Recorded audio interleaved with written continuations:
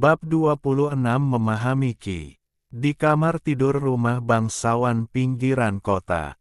Simu duduk di kursi, menatap botol kecil di atas meja di depannya, memikirkan sesuatu dengan ekspresi serius di wajahnya. Tiba-tiba, terdengar beberapa ketukan di pintu dari luar. "Masuklah," kata Simu ringan tanpa mengangkat kepalanya. Pintu didorong terbuka, dan sosok cantik masuk sambil membawa nampan kayu, dan dengan sangat terampil meletakkan semangkuk bubur daging panas di atas meja. "Nona Zong, Anda di sini lagi. Bukankah sudah kubilang Anda tidak perlu melakukan pekerjaan kasar ini?" Simu mengangkat kepalanya dan menggelengkan kepalanya ke arah gadis di depannya. Orang di depannya adalah Zong Xiu. Sejak gadis ini memasuki rumah bangsawan, dia sering datang ke kediamannya untuk menuangkan teh dan mengantarkan makanan karena dia berterima kasih atas kebaikan Simu. "Kakak Si, Anda belum makan selama seharian, jadi Anda harus makan sesuatu. Semangkuk bubur ini dimasak oleh saya di atas api kecil." Zong Xiu berkata dengan lembut. Meskipun tanda biru di dahinya sangat mengejutkan, itu tetap memberi orang perasaan lembut dan mengharukan. "Kamu belum makan seharian. Kalau begitu, aku tidak akan bersikap sopan." Simu sedikit terkejut setelah mendengar ini, lalu dia tersenyum pahit. Kemudian, dia mengambil semangkuk bubur daging di depannya, meminumnya dalam waktu singkat, dan mendesah puas. "Nona Zong, bubur daging ini benar-benar lezat. Aku tidak menyangka kamu memiliki keterampilan memasak seperti itu. Siapapun yang menikahimu di masa depan akan diberkati." "Kakak Si, kamu bercanda. Dengan penampilanku yang sederhana, siapa yang akan tertarik padaku? Tetapi jika kakak Si benar-benar menyukai keterampilan memasakku, Siwer bisa sering memasak untukku di masa depan." Zong Xiu tidak bisa menahan rona merah di wajahnya yang cantik setelah mendengar apa yang dikatakan Simu, dan dia menjawab dengan gembira. "Jika begitu, aku..." Simu tersenyum pada gadis itu dan hendak mengatakan sesuatu yang lain ketika dia mendengar langkah kaki di luar pintu. Kemudian Zhang Su bergegas masuk dan berkata dengan tergesa-gesa, "Tuan Si, Cheng, manajer keluarga Jin, ada di sini dan ingin segera bertemu denganmu." "Tuan Cheng, baiklah, aku akan menemuinya." Mendengar ini, Simu menyipitkan matanya sedikit, tetapi menjawab tanpa ragu-ragu, lalu mengambil botol kecil di atas meja dan melangkah keluar. Zhang Su tentu saja mengejarnya dengan tergesa-gesa. Zong Xiu ragu-ragu sejenak dan mengikutinya. Sesaat kemudian, di luar gerbang rumah bangsawan, Simu melihat uang kertas perak yang diserahkan oleh Jin Cheng, wajahnya sedikit muram. "Jadi, Kiling dan milikku hilang, dan aku telah menukarnya dengan 30.000 tael perak. Bagus sekali, harga pasar Kiling dan hanya 10.000 tael perak, jadi aku masih menghasilkan banyak uang." "Hei, Tuan Si, Nyonya sudah berusaha sekuat tenaga, dan bahkan pergi ke rumah utama keluarga Jin untuk membuat keributan, tetapi masalah ini diminta oleh leluhur sendiri, dan Nyonya tidak punya pilihan. Bahkan 30.000 tael perak pun dibayar oleh Nyonya sendiri. Selain itu, Nyonya meminta saya untuk memberitahu Tuan Si bahwa meskipun dia tidak bisa lagi menyediakan Kiling dan syarat lain yang dijanjikan di awal masih berlaku." Pria tua berpakaian hijau itu terbatuk ringan dan menjelaskan, "Ngomong-ngomong, pengurus keluarga Jin selalu memiliki kesan yang baik tentang Simu. Setelah mengetahui berita bahwa dia merangsang Meridian Limbah, dia juga merasa sedikit menyesal. Jadi leluhur keluarga jin yang bertanya, ini sulit bagi Bibi Sen. Simu sedikit terkejut setelah mendengar ini, dan kemudian dia perlahan mengambil uang kertas perak itu. Baguslah kalau Tuan Si tahu kerja keras Nyonya. Selain itu, Nyonya berkata bahwa selama kurun waktu ini, seseorang dari Kelu Arga Jin mungkin akan memanfaatkan kesempatan untuk mempermalukan Tuan Si, jadi sebaiknya Tuan Si tidak pergi ke kota selama kurun waktu ini. Jin Cheng berpikir sejenak lalu berkata lagi, "Baiklah, saya mengerti. Tolong sampaikan terima kasih saya kepada Bibi Sen." Simu mengangguk pelan. "Kalau begitu, saya pamit dulu. Ngomong-ngomong, kalau Tuan Si benar-benar tidak menyerah pada seni bela diri, saya punya tempat yang bagus untuknya." Melihat Simu masih bisa tetap tenang setelah mendengar kata-kata ini, lelaki tua berpakaian hijau itu tidak bisa menahan senyum. Dia mengeluarkan selembar uang dari lengan bajunya dan menyerahkannya kepada Simu, lalu pergi. Simu berdiri di gerbang dan melihat lelaki tua itu menghilang. Dia masih memegang 3 lembar uang kertas dan uang kertas itu di tangannya dan tidak bergerak. Zhong Xiu dan Zhang Su mendengarkan di samping. Gadis itu samar-samar mengerti sesuatu, dan menatap Simu dengan sedikit khawatir, sementara Zhang Su bingung, seolah-olah dia tidak mengerti arti dari percakapan sebelumnya antara Simu dan Jin Cheng.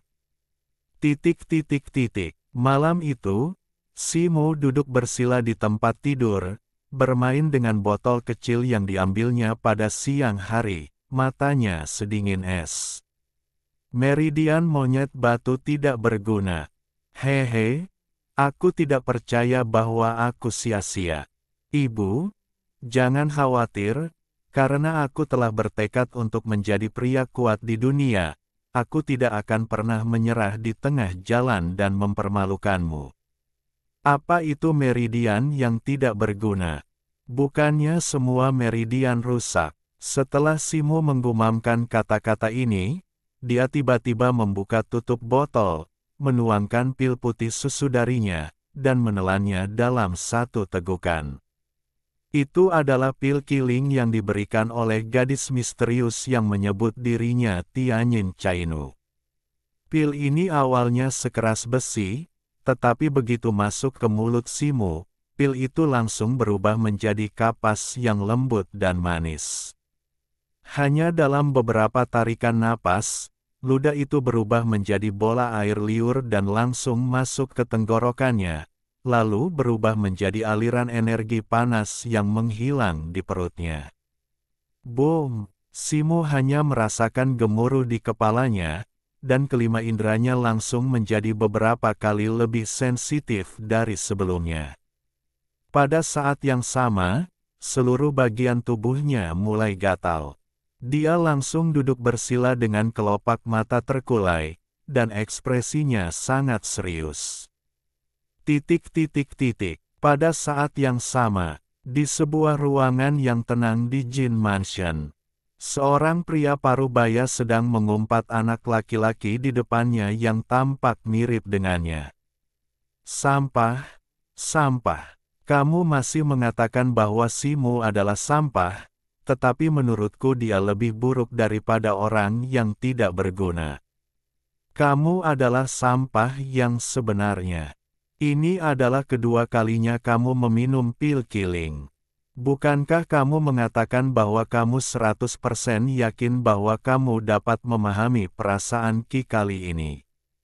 Apa yang terjadi sekarang? Bagaimana mungkin aku melahirkan seorang putra yang tidak berguna sepertimu? Jika aku tahu ini, mengapa aku menghabiskan begitu banyak uang untuk merebut pil killing dari saudara perempuanku yang ketujuh? Lebih baik menyerahkannya kepada Simu, dan aku dapat menghabiskan lebih sedikit uang. Pria parubaya itu menjadi semakin marah. Dia tiba-tiba mengangkat tangannya dan menamparkan bocah itu, lalu membuka pintu dan pergi dengan marah.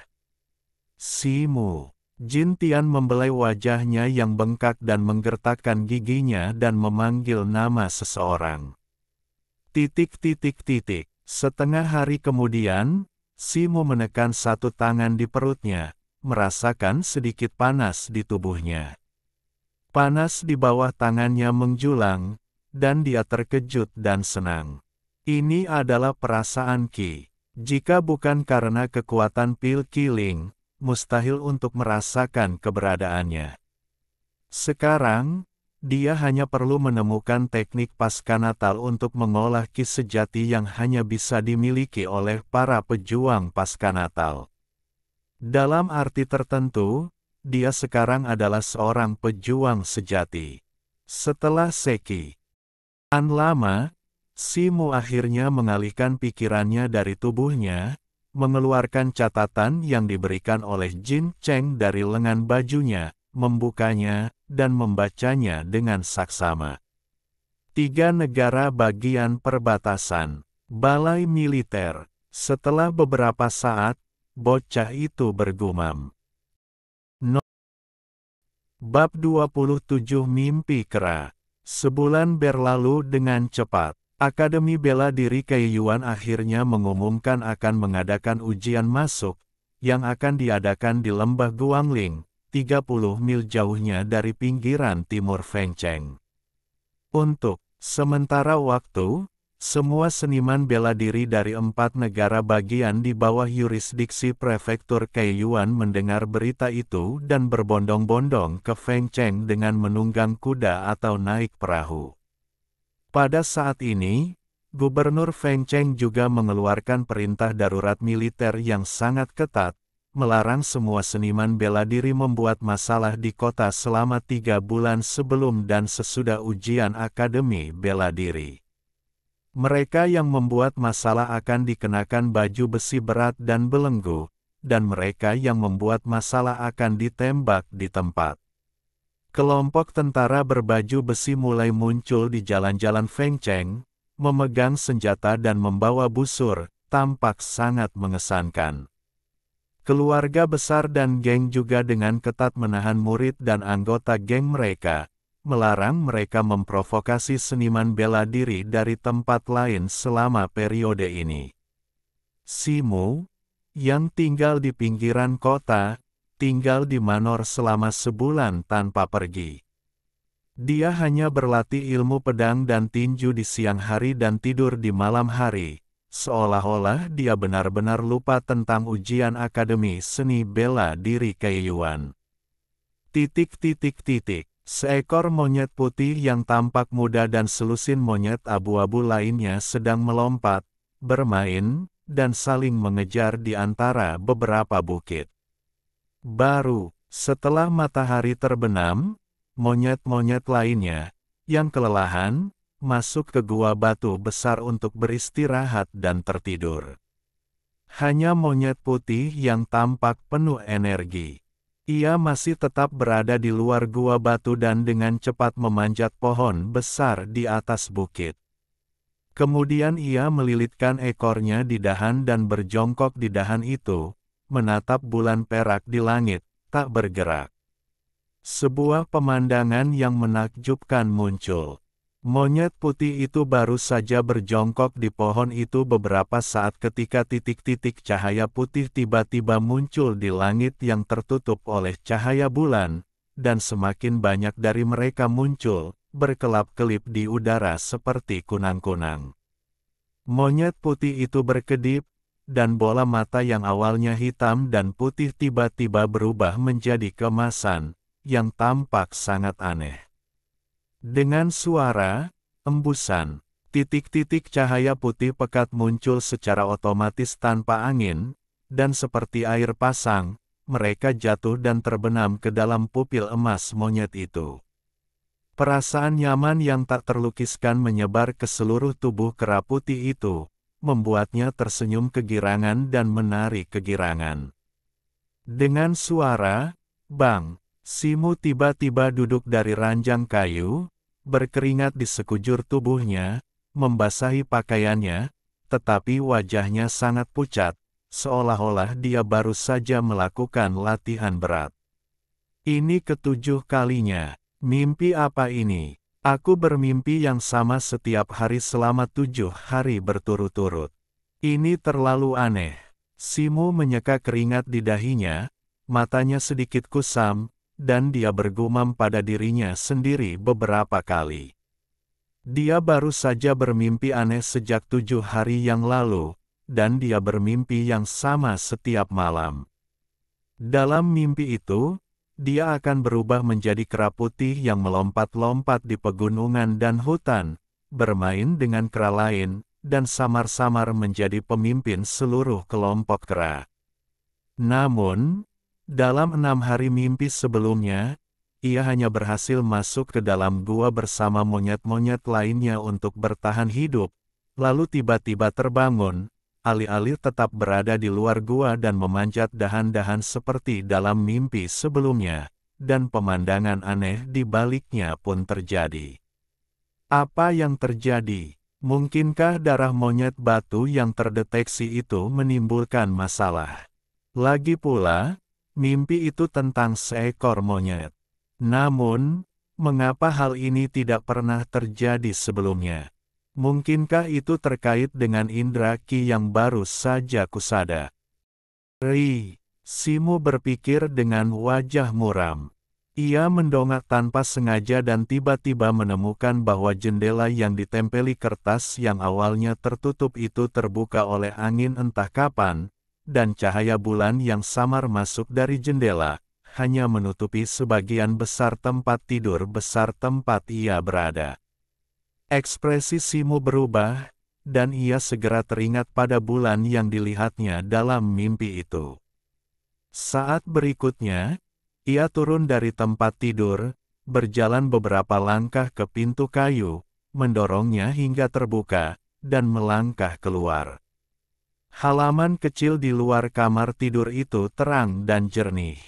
Ketika Simu mendongak, dia melihat bulan sabit yang terang di langit yang gelap, memancarkan cahaya putih yang samar, tampak sangat tenang dan suci. Dia menatap bulan sabit di langit sambil minum secangkir teh, lalu mengerutkan kening dan menundukkan kepalanya lagi, matanya menyapu halaman kecil itu. Di sudut halaman, ada pohon tua yang setengah mati, tingginya sekitar 5 atau 6 kaki, tetapi daunnya jarang, dan sepertinya sedang sekarat. Simu menyipitkan matanya dan menatap pohon yang mati itu dengan saksama untuk beberapa saat. Tiba-tiba, kilasan inspirasi muncul di benaknya. Dan dia berjalan mendekat. Dia memeluk batang pohon yang tebal itu dengan tangannya, memanjat ke puncak pohon dalam 3 atau 5 langkah, lalu menginjak dengan kuat di dahan yang tebal, berjongkok sedikit, dan mengangkat kepalanya untuk melihat ke langit. Postur tubuhnya persis sama dengan kera putih dalam mimpi. Saya tidak tahu apakah itu ilusi. Melihatnya dari sudut ini, Simu merasa bahwa bulan yang tergantung tinggi di langit tampak sedikit lebih besar dan lebih cerah. Namun, seiring berjalannya waktu, tidak ada yang terjadi. Pemuda itu menyeringai dan menertawakan dirinya sendiri dengan getir. Dia benar-benar bodoh. Dia tidak tidur di tengah malam, tetapi memanjat pohon untuk meniru tindakan seekor binatang buas dalam mimpinya. Jika orang lain di rumah bangsawan melihat ini, mereka mungkin akan berpikir bahwa dia, Tuan Si, sakit jiwa. Simu berpikir begitu dalam hatinya, dan hendak melompat turun dari dahan pohon sambil menggelengkan kepalanya pelan. Tetapi tepat ketika dia hendak bergerak, tiba-tiba ada ledakan di kepalanya, dan seluruh orang itu langsung membeku di dahan pohon dan tidak bergerak, kepalanya masih mempertahankan postur aneh menatap bulan. Simu merasa bahwa dia benar-benar sedikit gila. Dia benar-benar memasuki mimpi sebelumnya lagi, dan berubah menjadi kera putih lagi, menatap titik-titik cahaya kecil yang jatuh dari langit seperti tetesan air hujan, membuat pupil matanya menjadi panas dan tak tertahankan, tetapi seluruh tubuhnya sangat nyaman. Tidak seperti mimpi sebelumnya, meskipun dia berubah menjadi kera putih saat ini, dia sangat sadar dan tahu bahwa dia sedang bermimpi. Yang membuat Simu semakin ketakutan adalah betapapun kerasnya ia berusaha, ia tidak dapat membuat kera putih itu bergerak sedikit pun, seolah-olah kesadarannya terperangkap hidup-hidup dalam tubuh kera itu. Meskipun Simu sangat ketakutan, ia hanya dapat membiarkan kera putih itu berjongkok di dahan pohon seperti ini tanpa daya. Setelah menunggu selama beberapa waktu, kera putih itu bergerak, dan ia tiba-tiba dapat mengendalikan tubuh kera putih itu. Simu sangat gembira, tetapi sebelum ia dapat melakukan apapun dengan tubuh kera putih itu, ledakan lain dalam benaknya membuatnya menutup matanya tanpa sadar. Saat berikutnya, setelah Simu membuka matanya lagi, ia tertegun. Ia masih berjongkok di dahan pohon, menatap ke langit. Namun saat ini, tubuhnya telah berubah menjadi tubuh manusia aslinya, dan pakaiannya basah dan penuh embun. Pada saat yang sama, langit yang ia lihat sedikit putih, dan bulan yang awalnya tergantung tinggi di langit telah menjadi sedikit kabur dan menghilang. Bab 28, Perubahan Penglihatan. Simu terkejut. Setelah beberapa saat, dia kembali sadar dan menundukkan kepalanya. Pemandangan yang dilihatnya membuat wajahnya berubah lagi. Pohon mati di bawah, yang awalnya sekarat, kini berwarna hijau seluruhnya, dengan cabang-cabang dan kuncup-kuncup yang menjulur keluar, dan pohon itu tampak rimbun dan tidak biasa, seolah-olah telah hidup kembali. Simu membuka mulutnya dan akhirnya menahan keterkejutannya. Setelah menenangkan diri, dia mengamati pohon itu dengan saksama. Hasilnya, dia menemukan bahwa sebenarnya tidak ada kelainan lain pada pohon ini kecuali bahwa pohon itu benar-benar telah diremajakan sepenuhnya. Dia melompat turun dari pohon tanpa ragu-ragu. Bang! Kaki Simu mendarat dengan keras di tanah, memercikkan lingkaran debu, lalu dia menghela napas panjang, lalu menatap langit lagi dengan ragu-ragu. Pada saat ini, dia akhirnya memastikan bahwa dia telah tinggal di dahan pohon itu selama setengah malam. Simu mengingat situasi dalam mimpinya sebelumnya di mana dia tidak berdaya, dan otot-otot di wajahnya berkedut. Melamun, dia akhirnya mengalami arti dari kata ini. Meskipun ia tidak bermimpi di siang hari, ia begitu terjaga dalam mimpinya sehingga ia hanya bisa menggunakan kata ini untuk menjelaskan pengalaman anehnya. Memikirkan adegan dalam mimpi di mana mata kera putih menyerap bintik-bintik cahaya yang tak terhitung jumlahnya, Simu tidak dapat menahan diri untuk tidak mengangkat tangannya untuk menyentuh matanya dan mengusapnya dengan lembut melalui kelopak matanya. Kecuali sedikit rasa sakit di matanya, tampaknya tidak ada banyak kelainan. Simu berpikir dalam hati dan melirik ke sekeliling halaman. Ini, kengerian yang tak terlukiskan tiba-tiba muncul di wajah bocah itu. Pada saat ini, ia menyadari bahwa ia hanya sedikit memfokuskan pikirannya, dan matanya dapat dengan jelas melihat seekor semut di rumput 7 atau 8 kaki jauhnya. Setelah matanya sedikit menoleh, laba-laba seukuran kacang di jaring laba-laba yang rusak di sudut halaman juga terlihat jelas. Simu menghirup udara dingin, mengangkat kepalanya tiba-tiba, dan melihat sehelai daun yang tinggi di pohon. Urat-urat daun berwarna terang terlihat jelas, seolah-olah mereka berada di dekatnya. Simu tertegun dan berdiri di sana tanpa bergerak. Setelah beberapa saat, dia tiba-tiba tertawa terbahak-bahak. Tawanya begitu riang sehingga langsung mengejutkan sebagian besar pelayan di istana yang masih tidur. Orang-orang ini terbangun dari mimpi mereka, dan kemarahan mereka bisa dibayangkan. Namun, ketika mereka mendengar bahwa orang yang tertawa adalah Simo, pemilik istana, mereka hanya bisa menelan amarah mereka dan terus tidur. Setelah Simo selesai tertawa, dia dengan gembira kembali ke kamar tidur dan menutup pintu lagi. Dengan suara, "Wus," dia berjalan beberapa langkah ke kepala tempat tidur dan mengeluarkan pisau besi yang tergantung di sana. Setelah ragu-ragu sejenak, dia mengalihkan pandangannya dan menatap lilin di atas meja yang telah menyala hampir sepanjang waktu.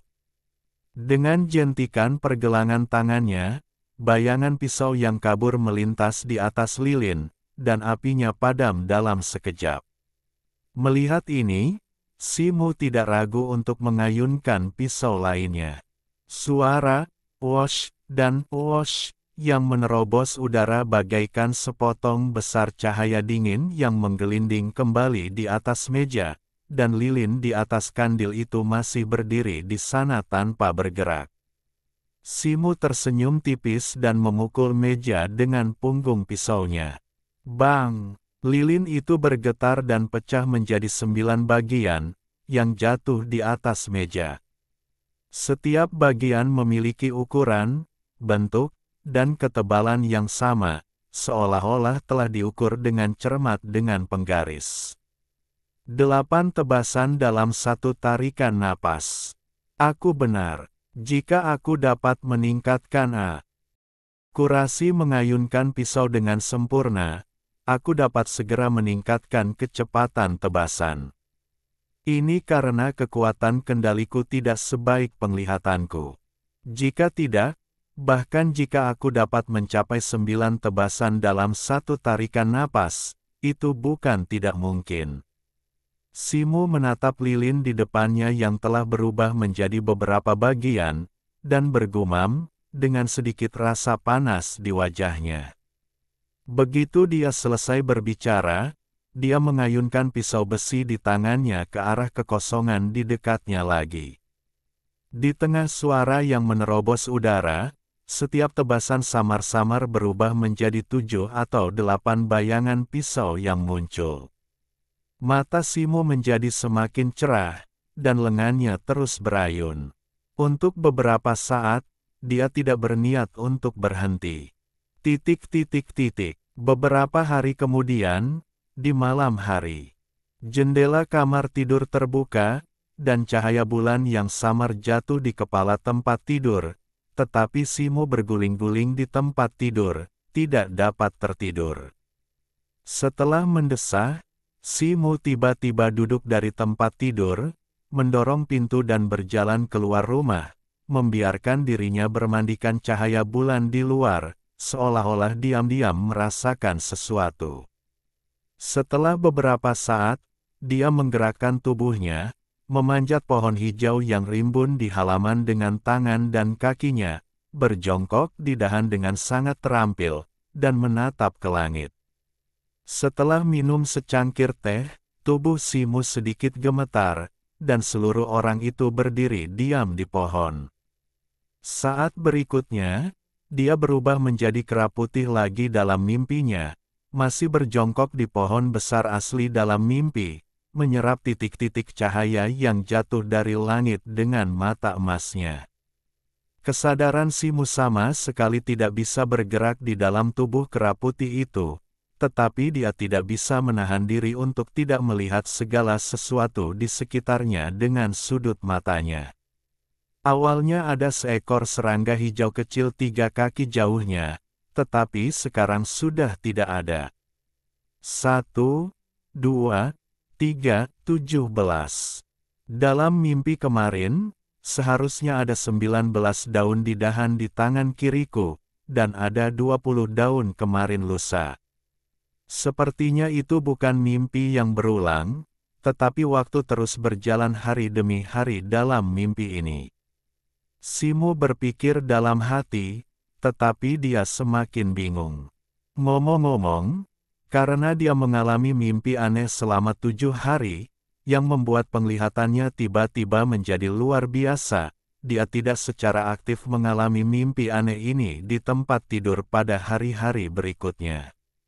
Namun, ketika ada cahaya bulan di paruh kedua malam itu, dia masih bisa memasuki mimpi ini secara pasif dalam bentuk berangan-angan, setelah berjongkok di pohon dan menatap bulan, memungkinkan kera putih itu terus menyerap titik-titik cahaya di cahaya bulan dengan matanya. Dalam beberapa hari terakhir, setiap kali ia terbangun dari mimpi lagi, ia mendapati bahwa matanya dapat melihat lebih jauh dan lebih jelas, tetapi peningkatan penglihatannya tidak dapat dibandingkan dengan hari pertama. Namun meskipun demikian, Simu dapat dengan mudah melihat paha nyamuk terbang lebih dari 10 kaki jauhnya. Jika ia berdiri di atas pohon dan melihat ke kejauhan, ia bahkan dapat melihat dengan jelas lubang serangga seukuran kacang di pohon besar 50 atau 60 kaki jauhnya. Suatu hari, ketika tidak ada cahaya bulan, Simu tinggal di pohon itu sepanjang malam, tetapi ia tidak dapat memasuki mimpinya. Ia sudah samar-samar menduga bahwa titik-titik cahaya yang diserap oleh kera putih dalam mimpi itu seharusnya merupakan semacam saripati penglihatan yang bermanfaat yang terkandung dalam cahaya bulan. Dan menurut perkiraannya, jika kera putih dalam mimpi itu terus melatih matanya hari demi hari dan memberikannya kembali ke matanya dalam kenyataan, penglihatannya seharusnya masih memiliki banyak ruang untuk perbaikan. Dalam hal ini, Simu terkejut dan punya ide lain. Mungkin ia harus berlatih lebih banyak seni bela diri. 3 hari kemudian, di aula istana, Simu keluar untuk menerima 2 orang kenalannya. Saudara Si, kami membawakanmu barang-barang yang kamu buat di tempat Tuan Ma. Dan barang ini, kami berhasil mendapatkannya untukmu setelah kamu mengirim pesan. Salah satu pemuda yang lebih tua tersenyum dan menyerahkan 2 bungkusan berat itu kepada Simu. Itu adalah Feng Li dari perkumpulan rubah hitam. Bab 29 Busur Baja Ungu. Terima kasih, Saudara Feng. Ini saldo yang tersisa, tolong hitung. Simu mengangguk, mengeluarkan 1 atau 2 lembar uang perak dari lengan bajunya dan menyerahkannya. Haha, bagaimana mungkin aku tidak percaya pada Saudara Si? Ngomong-ngomong, apakah kamu benar-benar tidak akan mengikuti ujian Akademi Seni Bela Diri kali ini? Feng Li tertawa, mengambil uang perak itu tanpa melihatnya, dan bertanya lagi dengan ragu-ragu. Gao Yuan, yang berdiri di sampingnya, tidak dapat menahan diri untuk tidak berkonsentrasi mendengarkan jawaban Simu. Kapan ujian masuk akan diadakan? Sudah ada waktu yang tepat. Simu tidak langsung menjawab pertanyaan itu, tetapi bertanya balik. Pukul 12 siang 7 hari kemudian, Lembah Guangling akan memulai upacara ujian dengan tepat. Dikatakan bahwa tidak hanya kepala beberapa keluarga besar di kota itu yang akan muncul, tetapi juga prefek dan pejabat lainnya akan hadir. Feng Li menjawab tanpa berpikir. Kalau begitu, aku mungkin tidak akan ikut ujian. Lagi pula, aku sudah dinyatakan tidak berguna oleh utusan pencari denyut nadi dari Akademi Seni Bela Diri. Kalau aku ikut, aku hanya akan ditertawakan tanpa alasan. Lagi pula, pil killing dari keluarga Jin sudah diberikan kepada orang lain. Kalau aku tidak memahami indra ki, aku sama sekali tidak punya kualifikasi untuk mengikuti ujian. Simu berkata enteng, sayang sekali. Kalau utusan pencari denyut nadi tidak menemukan kakak Si sejak awal, kau tidak akan kesulitan lulus ujian setelah memahami indra Qi dengan kekuatanmu. Feng Li mendengar ini dan berkata dengan sangat menyesal. Tidak apa-apa, bahkan jika aku tidak bisa memasuki tahap pasca Natal, aku masih bisa berlatih seni bela diri di rumah. Aku hanya tidak bisa berlatih keterampilan tingkat tinggi itu. Lagi pula, dengan kekayaanku saat ini, bahkan jika aku tidak bisa menjadi kaya, aku masih bisa tidak khawatir tentang makanan dan pakaian dalam hidup ini. Simu bersikap enteng. Kakak Si, sebaiknya kau berpikir seperti ini. Dengan begitu, kami berdua tidak akan mengganggumu lagi.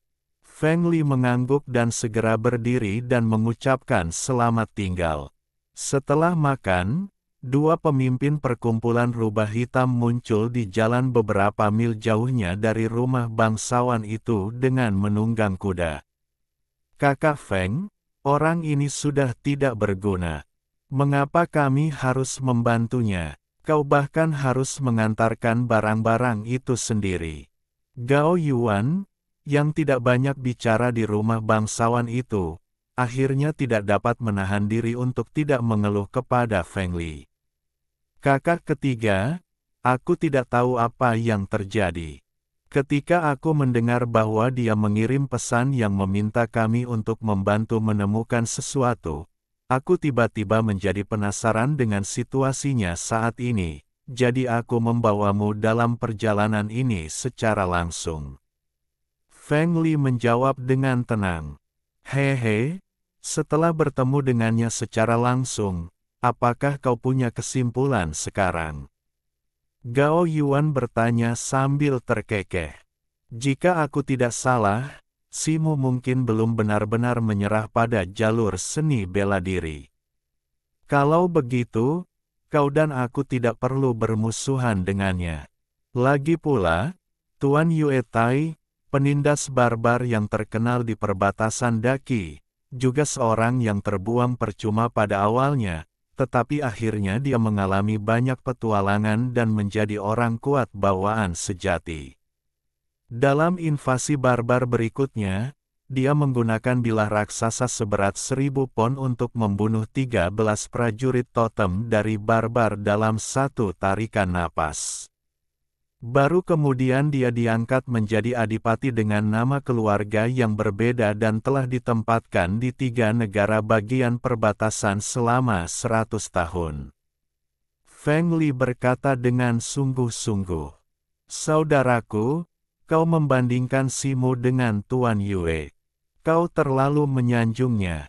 Tuan Yue memang lemah dan sakit-sakitan sejak kecil, tetapi dia tidak miliki pembuluh darah yang cacat. Selain itu, kita tidak perlu memberinya busur baja ungu. Kau tahu, busur ini hanya bisa dikenakan oleh perwira letnan. Kita menghabiskan banyak uang untuk menyuap direktur logistik yang akan pensiun demi busur ini, dan kita mendapatkannya dari gudang militer sebagai barang terbuang. Gao Yuan berkata sambil mencibir. Saudara ketiga, tidak peduli seberapa bagus busur baja ungu itu hanyalah benda mati. Kau dan aku tidak bisa membukanya. Apa gunanya menyimpannya? Sekarang Simu meminta busur yang bagus, wajar saja untuk memberikannya padanya. Kau tahu, mudah untuk menambahkan lapisan gula pada kue, tetapi lebih sulit lagi untuk memberikan arang di salju. Feng Li berkata perlahan, kakak, karena kamu sangat menghormatinya, lupakan saja. Lagi pula, anak ini banyak membantu perkumpulan kita di masa lalu, jadi mari kita beri dia penghormatan. Meskipun Gao Yuan masih tidak setuju, dia hanya bisa berkata begitu tanpa daya. Feng Li tersenyum dan tidak berkata apa-apa setelah mendengar ini. Setelah Feng Li dan yang lainnya pergi, Simu kembali ke kamar tidur dengan 2 bungkusan besar dan membuka salah satunya di atas meja, memperlihatkan sebuah kotak kayu persegi panjang sepanjang beberapa kaki. Dengan gerakan tangannya, kotak kayu itu terbelah menjadi 2, memperlihatkan 2 senjata mengilap, satu panjang dan satu pendek. Yang panjang sekitar 3 kaki panjangnya, dan merupakan pedang panjang dengan bilah yang sedikit melengkung. Gagangnya sangat panjang, hampir sepertiga dari seluruh senjata. Yang pendek hanya sekitar 1 kaki panjangnya, dan seluruh tubuhnya sangat tipis, seolah-olah itu hanya belati sempit yang tampak aneh, tetapi tampak sangat tajam. Selain itu, ada cincin besi kecil di ujung gagangnya. Simu dengan hati-hati melihat kedua senjata itu dan tiba-tiba menepuk meja dengan satu tangan. Suara, bang, belati pendek dan tipis itu tiba-tiba terpental dari meja dan tersangkut di tangannya. Swoosh, suara, swoosh, yang menembus udara terdengar. Setelah belati itu bergetar, ia berubah menjadi bola cahaya dingin dan berguling-guling di tangan Simu. Untuk sesaat, cahaya dingin di ruangan itu terasa menakutkan dan membuat rambut orang-orang berdiri tegak. Lengan Simu sedikit bergetar, dan belati di tangannya tiba-tiba muncul kembali, dan langsung memotong sudut meja. Diam-diam, sudut meja terpotong seperti tahu. Melihat ini, Simu menunjukkan ekspresi puas. Tampaknya pandai besi Ma tidak membodohinya. Belati ini memang terbuat dari banyak besi dingin, kalau tidak, belati itu tidak akan pernah setajam ini. Simu mengangkat tangannya yang lain dan meraih pedang panjang lainnya. Dia melambaikan tangannya beberapa kali, mengangguk sedikit, dan tiba-tiba belati di tangannya yang lain tiba-tiba masuk ke celah datar di gagang pedang panjang itu, lalu memutarnya sedikit. Klik, seluruh belati itu dimasukkan dengan mulus ke gagang pedang panjang, dan tidak ada tanda-tanda sesuatu yang tidak biasa dari luar. Ini adalah bentuk sebenarnya dari pedang Yin Yang. Simu mengayunkan pedang panjang itu sebentar, lalu memasukkannya kembali ke dalam kotak kayu dengan penuh minat, dan membuka bungkusan lain. Di dalamnya ada busur panjang ungu muda, lebih dari setengah tinggi orang. Ekspresinya berubah, dan dia mengambil busur panjang ungu di tangannya dengan satu tangan, menimbangnya, dan beratnya 50 atau 60 kilogram. Busur itu agak dingin, dan ada lapisan sisik ikan yang indah di permukaannya, yang tampaknya terbuat dari sejenis logam. Tali busurnya berwarna putih kristal, seperti sejenis urat hewan, tetapi ada sedikit cahaya perak yang berkedip, seolah-olah benang perak tercampur di dalamnya. Ini adalah, Simu tiba-tiba teringat sesuatu, dan tiba-tiba memegang busur di satu tangan dan meraih tali busur dengan tangan lainnya dan menariknya tiba-tiba. Puff! Dengan kekuatan Simu saat ini, busur panjang ungu itu hanya terbuka setengah.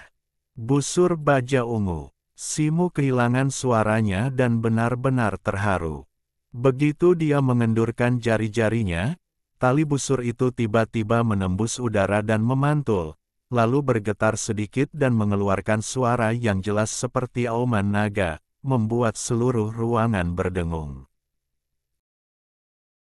Bab 30, Pemisahan. Feng Li benar-benar perhatian. Simu bergumam, membelai busur panjang ungu itu, wajahnya penuh dengan cinta yang tak terselubung. Dia menundukkan kepalanya, dan melihat. Di dalam bungkusan itu, ada tas kulit, yang berisi seikat anak panah panjang berwarna kuning muda. Mata panahnya terbuat dari besi hitam, dan ekornya bertatahkan bulu hitam yang rapi. Simu mengeluarkan anak panah panjang dari tas kulit dan meletakkannya di busur. Setelah mencoba mengarahkannya keluar jendela, dia tidak dapat menahan diri untuk meninggalkan rumah dengan busur dan tas kulit itu. Simu tinggal di Manor selama seharian untuk berlatih busur baja ungu yang baru diperolehnya. Dia telah mempelajari seni busur dan busur silang di aula seni bela diri sebelumnya, jadi tidak butuh waktu lama baginya untuk menguasai busur baja ungu. Bahkan di mata para pelayan Manor yang lewat, ketika dia hanya menarik busur baja ungu sedikit, 3 atau 4 dari 10 anak panah dapat mengenai sasaran yang berjarak lebih dari 50 langkah, yang cukup menakjubkan. Di malam hari, di aula Manor, Kakashi, apakah kau akan pergi ke 3 negara bagian perbatasan untuk bergabung dengan balai militer? Zhong Xiu membelalakan matanya dan bertanya dengan heran. Ya, aku berencana untuk pergi dalam beberapa hari. Simu berkata dengan tenang. Jika Kakashi pergi, apa yang harus kulakukan? Bagaimana dengan rumah bangsawan ini? Gadis itu bertanya dengan linglung. Aku meminta Zhang Su untuk menjual ladang di sekitar sini dan restoran di kota 2 hari yang lalu. Sedangkan untuk Nona Zhong, kau punya 2 pilihan. Satu adalah aku dapat mengirimmu ke Bibi Shen. Aku pikir bahkan jika keluarga Wu masih memiliki niat buruk terhadapmu, mereka tidak akan pernah berani menyinggung keluarga Jin. Yang kedua adalah kau dapat pergi bersamaku terlebih dahulu. Kau pernah berkata bahwa meskipun tidak banyak orang di keluarga Zhongmu, ibumu memiliki sepupu jauh di kota Qingshui, prefektur Lulong. Kota ini tidak jauh dari perbatasan. Aku dapat mengirimmu ke sana untuk tinggal bersama kerabatmu terlebih dahulu. Simu berkata dengan percaya diri. Kakashi, apakah aku masih dapat tinggal bersamamu? Kau akan pergi ke tempat baru sendirian, dan kau hanya butuh pembantu untuk memasak dan menyajikan teh. Zhong Xiu menundukkan kepalanya sedikit saat mendengar jawaban Simu. Setelah beberapa saat, dia menjawab dengan suara yang tidak terdengar. Nona Zhong, 3 negara bagian Sai dekat dengan hutan belantara orang barbar, dan sering kali ada kelompok besar orang barbar yang menyerbu. Meskipun saya tidak setuju dengan kata-kata terakhir Paman Zhong hari itu, bagaimana mungkin saya membawa Anda ke tempat yang berbahaya seperti itu? Selain itu, saya pergi ke sana kali ini terutama untuk bergabung dengan balai militer pasukan perbatasan dan berlatih seni bela diri dengan baik. Saya mungkin tidak akan menemukan tempat tinggal sendirian di luar. Simu tampaknya tidak dapat mendengar sedikit pun kasih sayang dalam kata-kata gadis di depannya, dan menggelengkan kepalanya untuk menolak. Mendengar jawaban Simu, wajah gadis itu menjadi pucat. Setelah beberapa lama, dia mengangkat kepalanya lagi dan berkata dengan bibirnya yang sedikit digigit. Jika benar-benar tidak nyaman bagi saya untuk tinggal bersama Kakashi, maka lebih baik saya pergi untuk tinggal bersama kerabat saya. Bagus sekali. Karena Anda telah memutuskan, Anda dapat mempersiapkan diri untuk beberapa hari. Kita bisa pergi bersama ketika saatnya tiba. Simu tersenyum saat mendengarnya. Tepat ketika Simu siap meninggalkan Feng Cheng dalam beberapa hari, sebuah kejadian tak terduga keesokan paginya benar-benar mengacaukan rencananya. Apa yang kau katakan? Seseorang menunggang kuda dan menginjak-injak ladang desa kita. Siapa yang begitu berani? Simu mengerutkan kening saat dia melihat Zhang Su yang tergesa-gesa melapor. Aku tidak mengenali yang lain, tetapi pemimpinnya adalah Tuan Muda Tian dari Tuan kelima keluarga Jin. Aku pernah bertemu dengannya sebelumnya, jadi aku tidak akan membuat kesalahan. Tuan Muda Si, apa yang harus kita lakukan? Meskipun kita telah menjual tanah itu kepada orang lain, kita belum benar-benar menyerahkannya. Jika tanah ini hancur, aku khawatir pembeli itu tidak akan senang. Zhang Su berkata dengan marah. Tuan Muda Tian, itu Jin Tian, kan? Baiklah, aku akan pergi dan melihatnya. Simu hanya memikirkannya sejenak, dan kemudian dia mengetahui siapa yang disebut Tuan Muda Tian ini, dan matanya langsung berubah dingin. Jika bukan karena tuan kelima dari keluarga Jin yang membujuk leluhur keluarga Jin untuk mengambil Qiling dan yang awalnya diberikan kepadanya dan memberikannya kepada Jin Tian, dia mungkin tidak perlu menjauh dari Feng Cheng. Meskipun dia memiliki kepribadian yang tenang, ketika dia mendengar bahwa si pembuat onar adalah Jin Tian, hatinya tidak bisa menahan diri untuk tidak meloncat dan dipenuhi amarah. Simu segera berjalan keluar dari rumah bangsawan dan langsung menuju ke ladang besar yang tidak jauh dari sana. Segera, dia tiba di tepi sebuah ladang, dan sekilas melihat bahwa di tengah ladang, ada beberapa pemuda dengan pakaian yang indah, menunggang kuda yang tinggi, mengejar rubah berwarna-warni di ladang. Rubah itu tidak besar, tetapi terus melompat-lompat di ladang, dan sangat fleksibel. Meskipun begitu banyak orang mengejarnya dengan tertawa keras dan berteriak di atas kuda mereka, mereka tidak dapat menangkapnya untuk sementara waktu. Simu melihat bibit muda di ladang yang telah dihancurkan oleh rubah dan kuda-kuda itu, dan wajahnya menjadi pucat. Tuan Si, apakah orang itu Jin Tian? Pada saat ini, Zhang Su menyusul dengan napas berat, dan menunjuk seorang anak laki-laki berjubah biru dengan hidung pesek di antara kerumunan. Setelah mendengar ini, Simu melirik anak laki-laki itu dengan dingin, dan tiba-tiba melangkah ke tengah lapangan. Tepat pada saat ini, rubah itu berbelok di sudut dan bergegas ke Simu bersama anak laki-laki itu, dipimpin oleh anak laki-laki berjubah biru.